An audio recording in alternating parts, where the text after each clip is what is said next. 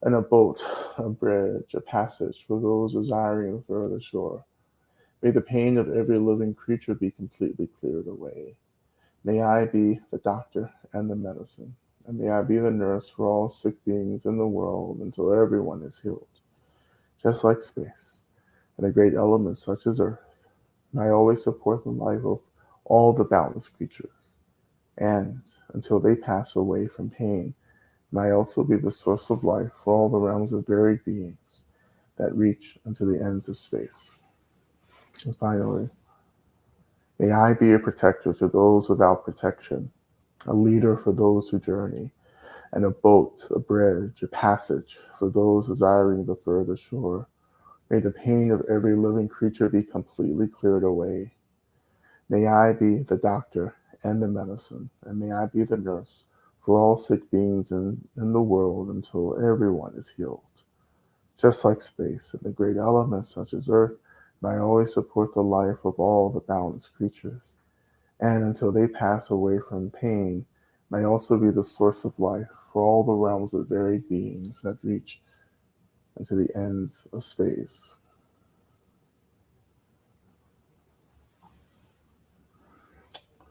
Thank you so much for your practice today.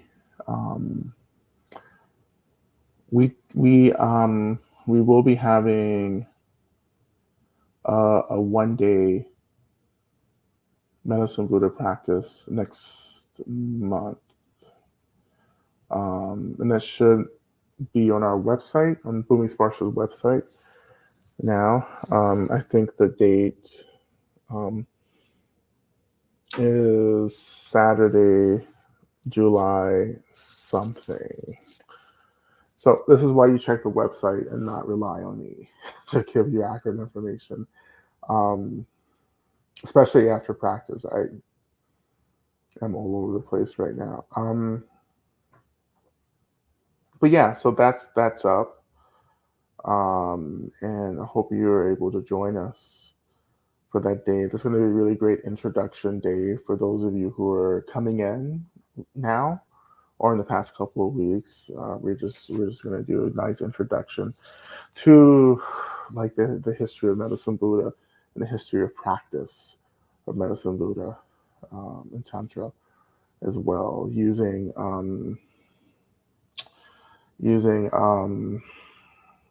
Changpa Rinpoche's book Medicine Buddha as well. And you don't need the book. I'll just be sharing passages from the book as well. Okay. All right. Thank you, everyone, for your practice. And I'm sure I'll see you again in some teaching space this week. Also, for those of you who identify as BIPOC, Black, Indigenous, and people of color, we will be having a workshop teaching next week on grief and grieving. We're going to open that up to another series, a longer series of teachings for BIPOC folks right now. So you can find that on my website as well, or social media as well. So lots of stuff. Just stay connected. Lots of stuff to get involved with. Okay. All right. Well, thank you, everyone, and please be well. And I'll see you, if not sooner than next Monday. Okay. Thank you.